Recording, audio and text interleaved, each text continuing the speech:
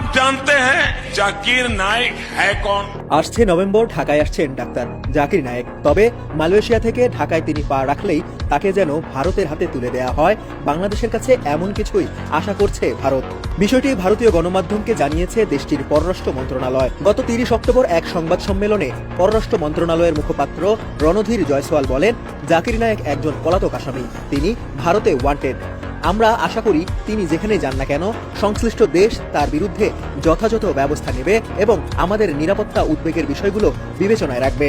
দর্শক, এই কথাটা দ্বারা তিনি বোঝাতে চেয়েছেন যে ডাক্তার জাকির নায়েক যদি বাংলাদেশে আসে তাহলে বাংলাদেশের উচিত হবে তাকে অ্যারেস্ট করে ভারতের হাতে তুলে দেওয়া, এবং সেই রণধীর জয়সওয়াল স্পষ্ট করে সে কথাটি বলতে চেয়েছেন।